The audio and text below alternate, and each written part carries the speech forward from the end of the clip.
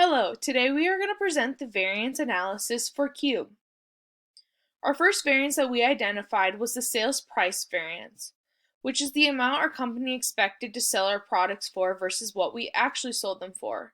And we had a total favorable variance of $20,400, and we broke out that variance by product. So for our 3x3 cube, we had an unfavorable variance of $45,000. And for our 4x4 cube, we had a favorable variance of $30,600. And we had also a favorable variance for our 5x5 cube of $34,800. And for our sales volume variance, which is the amount of units we budgeted to sell versus what we actually sold, which would be monitored by our sales department. And we also had a favorable variance of $130,832.57. And we also broke this out by product. So for our 3x3 cube, we had a favorable variance of $31,771.19. We had a favorable variance for our 4x4 cube of $27,321.39. And we had also a favorable variance of $71,740.99 for our 5x5 cube. Now I'm going to talk about our direct material variances. So we have two different variances for direct materials. The first one is our direct material efficiency variance, which is the difference between the actual quantity of materials used versus the budgeted quantity that should have been used in the actual production level. And this is monitored by our production department. Our second variance is our direct material price variance, which is the difference between the actual amount spent of direct materials versus the amount spent of the materials given the standard price. And this is monitored by our purchasing department. We broke down our direct material variances by product, so we are going to start with our 3x3 cube. The direct materials efficiency variance for the 3x3 cube was $9,064.06. which was an unfavorable variance, and that was mainly due to our 3x3 boxes having an unfavorable variance of $4,606.08. Glue had the second largest unfavorable variance of $1,954.12. And for our direct materials price variance, the variance was $537.45. which was also an unfavorable variance. And this was due to a couple of things. First, stain and our 3x3 boxes both had large unfavorable variances. Stain had an unfavorable variance of $704.52, and our 3x3 boxes had an unfavorable variance of $708.46.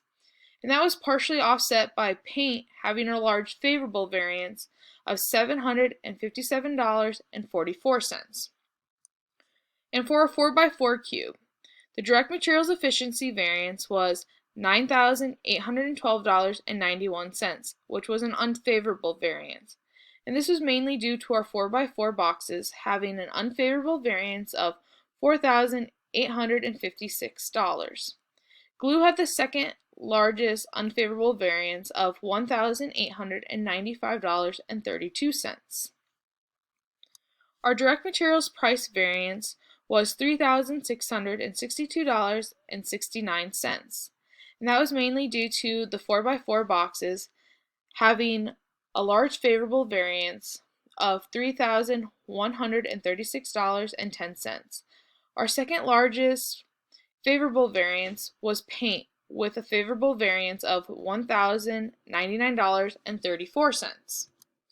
And for our 5x5 cube, that product had a direct materials efficiency variance of $11,189.55, which was unfavorable. And this was mainly due to the 5x5 boxes having an unfavorable variance of $5,703.36. Glue had the second largest unfavorable variance, with an unfavorable variance of $2,195.20. Our direct materials price variance for the 5x5 cube was $2,476.17, which was favorable. There were two large favorable variances, which was paint and our 5x5 boxes. Paint had a favorable variance of $1,130.90, and our 5x5 boxes had the largest favorable variance of $1,926.18. We determined that the best way to measure direct labor was by the direct labor efficiency variance and the direct labor price variance. The direct labor efficiency variance is the difference between the standard cost of direct labor and the actual quantity of direct labor hours at the standard rate. The direct labor price variance is the difference between the actual quantity of direct labor hours at the standard rate and the actual cost of direct labor.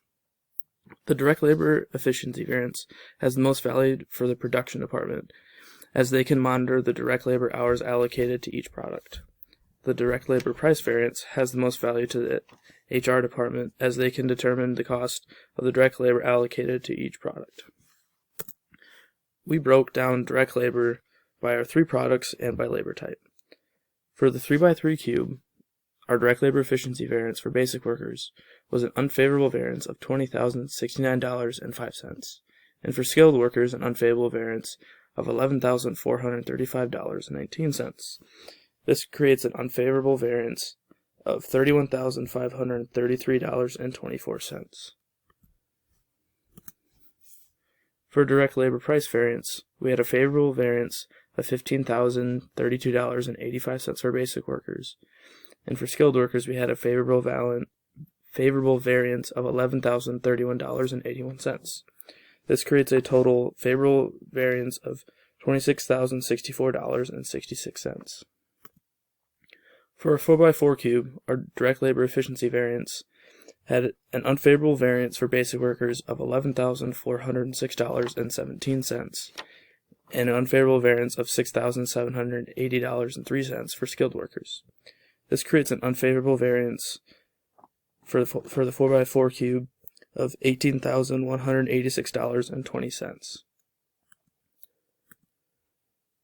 For the direct labor price variance, we had a favorable variance for basic workers of $7,508.78, and for skilled workers of $5,853.75. This creates a total favorable variance of $13,362.53. For the 5x5 cube, the direct labor efficiency variance for basic workers is an unfavorable variance of $15,737.04. and an unfavorable variance of $9,316.86 for skilled workers. For the direct labor price variance, we had a favorable variance of $5,888.04 for basic workers, and a favorable variance of $4,790.04 for skilled workers. This creates a total favorable variance of $10,678.08. Hello, this is Yang Chang, and now I'm going to talk about variable overhead efficiency variance and variable overhead spending variance. Then I will also talk about fixed cost variance and wrap up the presentation by briefly going over the conclusion. First, I will present about variable overhead efficiency variance. Production department is in charge of calculating and managing the variable overhead efficiency variance.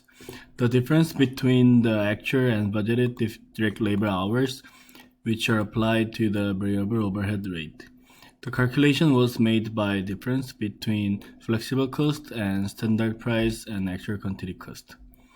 Therefore, for 3x3 cube, the variable overhead efficiency is negative $2,923.35, so we consider that is unfavorable. For 4x4 cube, the variable overhead efficiency is negative $1,578.16, so it is also unfavorable. For 5x5 cube, the variable overhead efficiency is negative $1,717.17, and it is unfavorable as well. Next, I will present about variable overhead spending variance. Production department is also in charge of calculating and analyzing the variable overhead spending variance. The difference between what the variable production overhead actually cost versus what the cost would have been according to the budget. The calculation was made by difference between standard price and actual quantity cost and the actual cost. Therefore, for 3x3 cube, the variable overhead spending is $2,679.54, which is favorable. For 4x4 cube, the variable overhead spending is $1,364.59, so it is also favorable. For 5x5 cube, the variable overhead spending is $1,085.28, so it is also favorable. Next, I will present the fixed cost variance. This is also managed by the production department. The difference of the expected cost of fixed and period expenses versus the actual cost. The calculation of fixed overhead efficiency was made by difference between budgeted fixed manufacturing overhead and actual manufacturing overhead. Therefore, it is negative $2,426.51, so it is unfavorable. The calculation of period cost efficiency was made by difference between budgeted period cost and actual period cost. Therefore, it is negative $808.20, so it is unfavorable. In conclusion, overall we did well on most things by selling more units than we planned to and doing it for cheaper. Our biggest challenge was labor. We underestimated the cost it would take to have our employees produce the units. However, in the future, we can take the additional profit we made and invest it into the labor, as well as better budget for the cost incurred during the production. We look forward to see how we improve for the next fiscal year. Thank you for listening.